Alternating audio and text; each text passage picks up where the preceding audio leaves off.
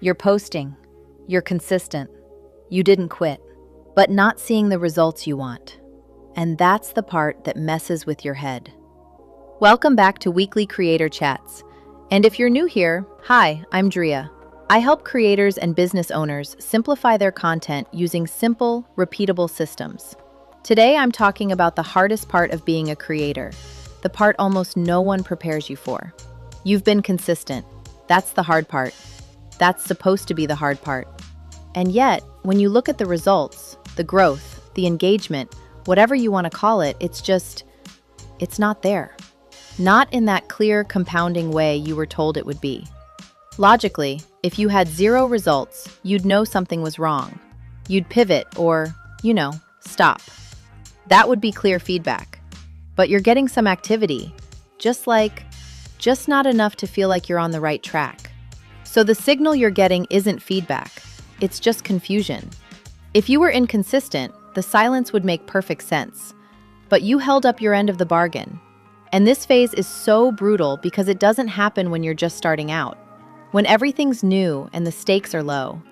And it doesn't happen when you're crushing it and success is obvious. It lands right in the middle, right after that commitment really sets in, right after consistency becomes just what you do. And right after that little dopamine hit of novelty is completely gone. And that middle part of the journey, it's almost completely undiscussed. We love talking about starting, and we definitely love talking about finishing. But this period, we're calling it the quiet. It's so subtle. It really is. There wasn't some big spectacular failure. Your product didn't flop. The market didn't just collapse. It just hit that quiet. That absence of external validation. It's so subtle you could almost miss it, but it's powerful enough to completely change your relationship with the work itself. That sustained silence, especially when you are putting in so much effort, turns this whole period into a real test. The moment that external validation fades, you start paying attention to your own internal feedback loop in a way you just never did before. And that is the danger zone. Okay, so let's unpack this subtle toll of the quiet, because it really does start to infect your daily routine in ways you barely even notice at first. We're talking about how the simple act of checking your results shifts from just collecting data to being focused. Slightly tense. There's that half-second pause, that little unconscious stiffening in your body before you open the app or refresh the page. You're not in a full-blown panic, you're just aware you're getting ready for nothing to have changed. It's that tension in your chest that you don't really let go of until you're sure the moment has passed. And it changes how you look at your own work. You find yourself scrolling a little slower, replaying the whole thought process behind the last few things you put out there. Before, you might have reread a caption to look for a typo, a grammar mistake. But now, you're searching for something else. You're searching for meaning mistakes. You're asking yourself, did the point land the way you wanted it to? Was the core message somehow wrong? Should you have said it differently? It's this retroactive self-editing that only happens because the world didn't respond. And that tension gets exhausting because it follows you around. Even after you close the app, that feeling, that sense of unfinished business or unconfirmed effort stays with you. It's that constant nagging question in the back of your mind. Did that work?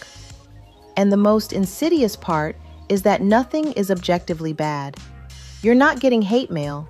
You don't have 0 views. It's not some public catastrophe. It's just quiet enough for your brain to rush in and start filling in all the gaps. And that's where the real sabotage begins. When effort gets a muted response, the mind reacts. The human mind is an explanation machine. It hates unanswered questions, especially when it feels like it's done its part.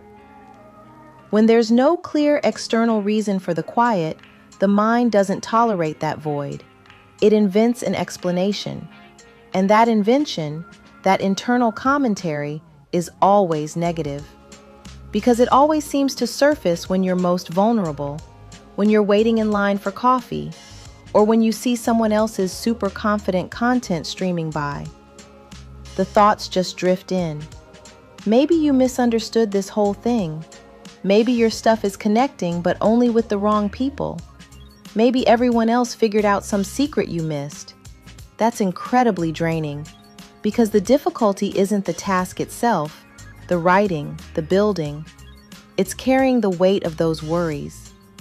The draining part of this phase is that nothing confirms or denies those internal fears. There's no clear signal that says you are 100% on track. There's no clear signal that says this is fundamentally broken. You're just left in this informational vacuum, and silence makes everything feel personal. It turns neutral outcomes, the normal ebb and flow of things, into personal judgments. Judgments about your competence, your worthiness.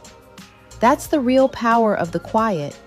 It makes you question things that felt absolutely solid just a few weeks ago, simply because the external applause went away. Without that steady reassurance, even months of good, consistent work can start to feel incredibly fragile. It's a very uncomfortable place to be, and that discomfort is the bridge to what comes next. You misunderstand the quiet. You assume the discomfort means something is fundamentally wrong with your idea, or that your uncertainty means you just chose the wrong path. And that misunderstanding leads to this frantic, often counterproductive change in behavior. It's basically a panic pivot, but it's disguised as strategy. You start changing things, not because of data or some strategic review, but purely instinctively, just to relieve that tension. You switch formats overnight. You were doing deep, long-form analysis, and suddenly you're chasing some short-form trend you don't even like. I think the most common one is the sudden wholesale message rewrite. You trash the entire framework you spent months building because you believe if you can just find the perfect new angle or consume one more course, the confusion will lift. And on the surface, it looks like you're being diligent. It looks like proactive problem solving. But underneath, it's just anxiety. It's that raw discomfort of not knowing if your effort is actually compounding over time or if it's just evaporating into the void.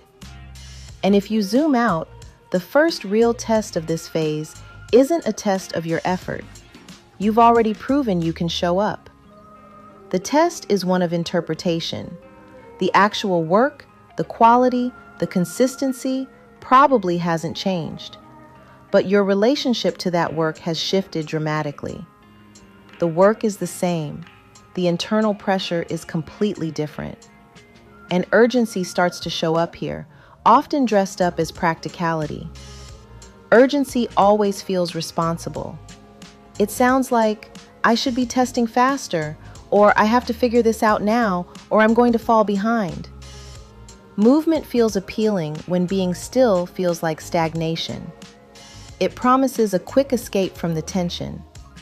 But this kind of urgency usually fails because it's an attempt to escape discomfort, not solve the real problem. You're trading patience for temporary relief. This phase doesn't respond to speed. Speed fragments it. It's like trying to build a deep relationship. You can't rush intimacy. You can only spend consistent time. Confirmation of your message can't be forced by moving faster or changing more things. So when you start panicking and testing 5 different formats in a single week, you're not getting better data. You're spreading your effort too thin. And you guarantee you won't stay with any single idea long enough to see if it actually anchors. And here's what makes the silence especially hard. Silence doesn't just feel bad. It removes the basic mechanism of reaction. When something goes well, you have a clear blueprint for what worked. When something fails spectacularly, you have a clear mandate for what to fix. Silence gives you neither. It just sits there. And the longer it sits, the heavier consistent effort feels because you're doing it without reliable feedback. That's why the work starts to feel lonely. Loneliness distorts perception. It makes patience feel like stagnation. It makes neutral outcomes feel intensely personal. And that's the moment when numbers quietly step in to fill the feedback void. You start checking them more often, not because you became shallow, but because they feel like the only language still speaking back to you. They become a faulty proxy for reassurance, and that creates a negotiating loop. You see a post do okay, not viral, not life-changing, just enough engagement to register. Your brain perks up. Okay, maybe that's it. You mentally bookmark the opening line, the phrasing, the exact approach. Then you post again, maybe even more intentionally, trying to replicate it. And the response is muted again, right back to the quiet. Now you're not just watching the numbers, you're negotiating with them. You spend more time analyzing performance than creating. You interrogate the post. Was it the hook? The timing? Did the algorithm miss it? Is it you?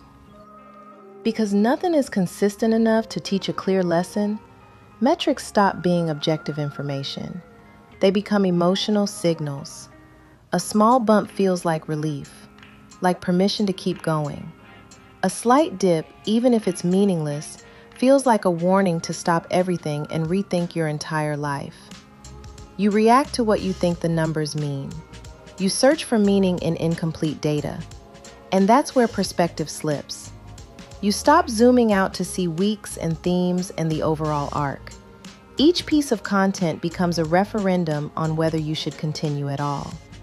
That's a dangerous place to operate from, because message stabilization doesn't come from finding the perfect format once. Metrics don't stabilize until messages stabilize.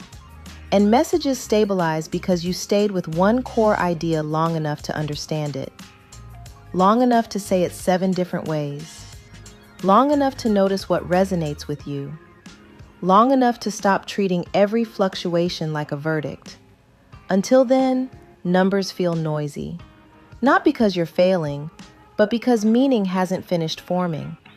And when meaning feels unclear, comparison gets louder. Not loud comparison, quiet comparison. You notice people who sound sure, decisive, clean, confident. That certainty feels magnetic when you're uncertain. You don't think, I want their success. You think, they seem so sure.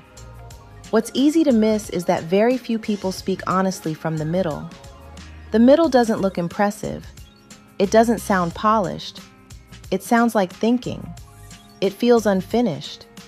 So when you're in it, it's easy to assume you're doing something wrong. You're not. If you're struggling with doubt, it means you're engaging with the work instead of performing it. And that struggle is why this phase becomes the most common exit point. People leave not because they lack effort, but because they misread the signal. They interpret quiet as failure. They panic. They pivot too aggressively. They abandon ideas that hadn't finished forming.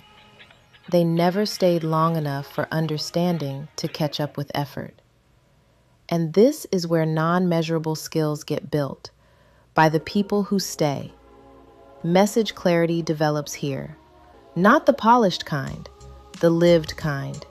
When you say the same core thing over and over, you start to feel what's true and what feels borrowed. You stop reaching for cleverness.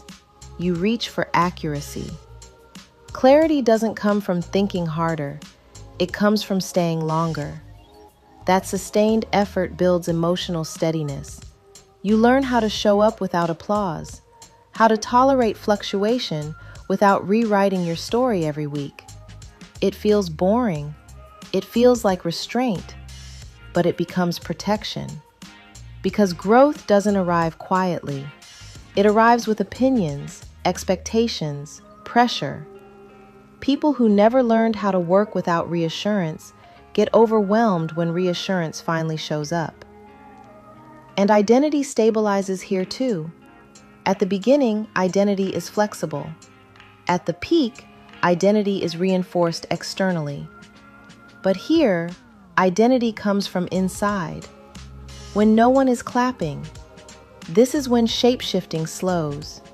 You trust your voice not because it's loud, but because it keeps returning to the same truth. That trust builds discernment.